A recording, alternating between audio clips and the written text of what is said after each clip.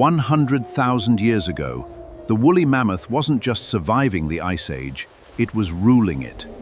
And yet, everything about it was engineered by evolution for one purpose: enduring cold that would kill almost any. At their peak, woolly mammoths ranged across almost the entire northern hemisphere, from Spain to Siberia to North America. Like modern elephants, they lived in close-knit family groups, led by an experienced matriarch who knew every migration route by memory. This ecosystem, known as the Mammoth Steppe, once covered a larger area than the Amazon rainforest does today. Scientists estimate their population once numbered in the millions. For hundreds of thousands of years, nothing suggested this species would ever disappear. But the world beneath their feet was about to change, more quickly than anything in their long history had prepared them for. Around 15,000 years ago, the Ice Age began to end, and the climate that had shaped the mammoth's entire world. Rising temperatures allowed forests and wetlands to spread across land that had been open, dry grassland for millennia. For an animal built to graze on open grass, a shrinking grassland meant a shrinking food supply. Ancient migration routes, followed for generations, began disappearing under new rivers, lakes, and wetlands. Slowly, generation by generation, herds grew thinner and more scattered. Populations that once moved freely across continents became isolated from one another. Some herds adapted, shifting to tougher, less nutritious food. But adaptation only bought time. The climate alone might have been a challenge the species could slowly adapt to. But the mammoth wasn't only facing a changing climate anymore. Now here's the part of this story most people never hear. Around this same time, a new arrival. Archaeological sites across Europe, Asia, and North America show these early humans carried a powerful new technology. For the first time, the mammoth had a predator capable of coordinated, long-distance hunting and capable of return. Sites like these, bones alongside stone tools, give scientists direct evidence of mammoth hunting stretching back over 10,000. Herds grew warier, moving faster through open ground and avoiding places where they'd once lingered safely. Climate change alone was a slow challenge. Human hunting alone might have been manageable. Combined, across thousands of years, herd after herd began to shrink.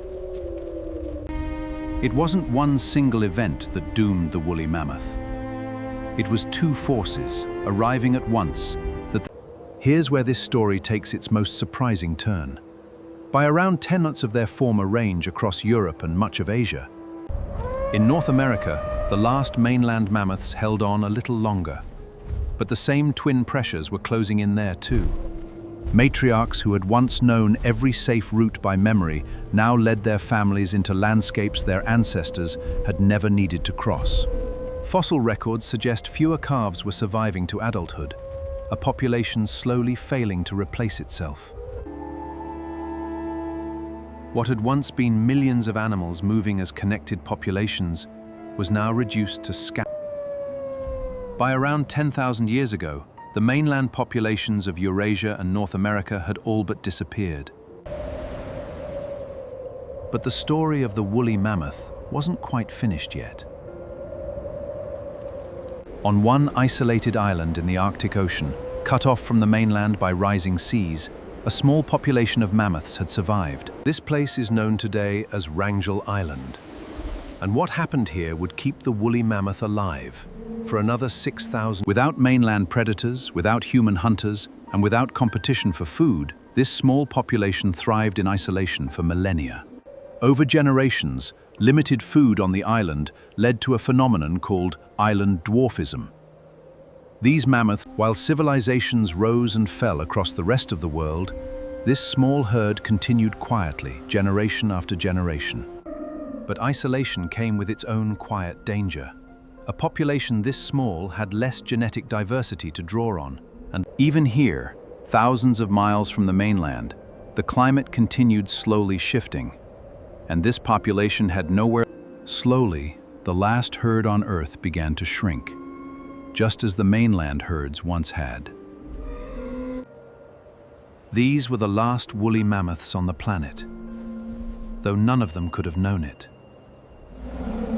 Around 4,000 years ago, while the pyramids of Egypt already stood for centuries, the very last woolly mammoth on Earth. There was no dramatic final battle, no single catastrophic event, just the quiet end of a species that had outlived almost everything. But the Arctic cold that had shaped this species for hundreds of thousands of years gave it one final gift: preservation.